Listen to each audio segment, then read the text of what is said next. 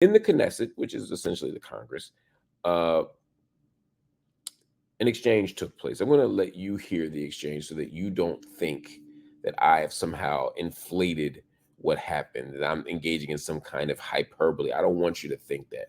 So I'm going to show you, and I put Hebrew subtitles here. I'm going to show you exactly what was said. Check this out. אני לא יודע אם יודעים, אבל יש אירוע כרגע בשדה תימן, שמשטרה צבאית הגיעו לעצור חיילים ששמרו על מחבלי נוח'בה. טרלול שהמדינה שלנו נכנסת אליו סביב הסיפור הזה הוא מטורף וצריך להפסיק אותו, ואני חושב שצריך פה לתת דוגמה אישית, ואני אומר עכשיו, ואני קורא לחברי הקואליציה לעשות כמוני, אני קם ואני יוצא מפה, ואני לא הולך להצביע יותר על שום דבר, עד שהסיפור הזה והטרלול הזה, שיש מי שבפרקליטות חושב שאפשר לבוא ולעצור חיילים על דברים שעושים למחבלי נוח'בה, לא נגמר.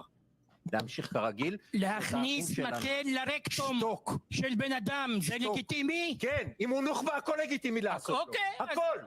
הכל. זה מה שרציתי. הכל, האנשים האלה, אתה יודע מה עשו? אוקיי. טוב. יש דברים שלא עושים. Wow. Wow. All I can say is wow.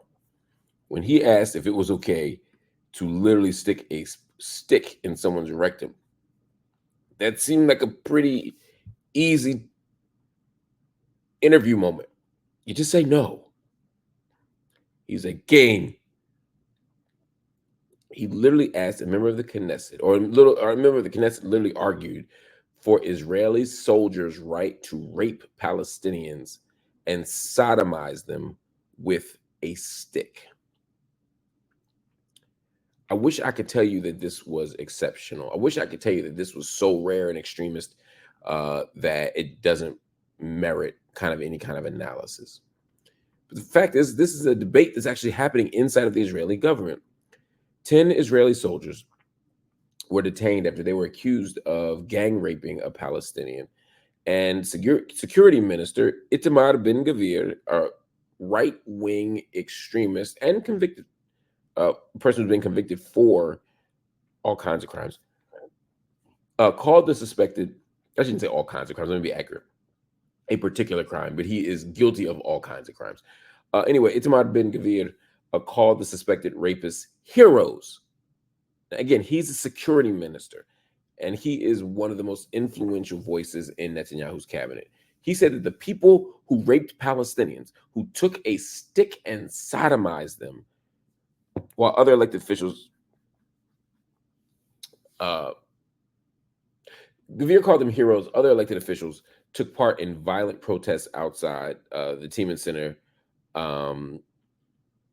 the Diamond Detention Center, which is also known by locals as a torture site.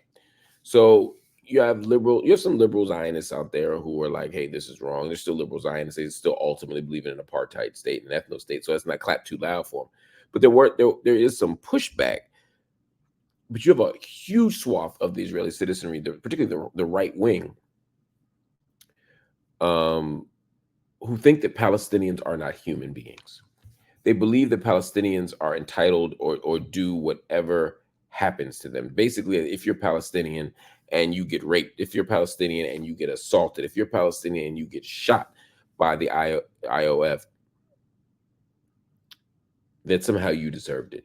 The idea is that Palestinians aren't full human beings. The idea here is that Palestinians aren't worthy. They don't merit the type of protection and safety and dignity that other people around the world deserve. The fact that this is a conversation happening is shameful. I remember after October 7th, when the narrative was that Hamas was just out here raping villages of Israelis and beheading villages of babies. Right? And the world was outraged by it. And the world should be outraged at that claim. Again, a claim.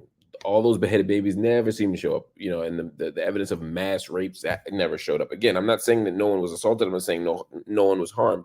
But the allegations were inflated for sure. But when those announcements came out, people were reasonably, and I think almost universally, outraged. How dare someone harm somebody in that way? This is wrong. But when it comes to Palestinians, that's not the case. It's not happening in the Knesset. And unfortunately, the global community isn't responding to me with as much outrage and disgust as they should, because this is happening right now in Israel. People are talking about Palestinians as barbaric, Palestinians as prone to violence, Palestinians as stubborn, and all these things. Let's take those Orientalist, white supremacist frameworks away and just look at what's happening. Palestinians are catching hell everywhere, not just in Gaza, in the West Bank, inside of Israel, in the Golan, in the Sinai, wherever you at, around diaspora. But at the end of the day, Israel made an argument that it was going to be a peacemaking force, a liberating force, a force of good, a force of justice in the region. And there's just no evidence that that's happening.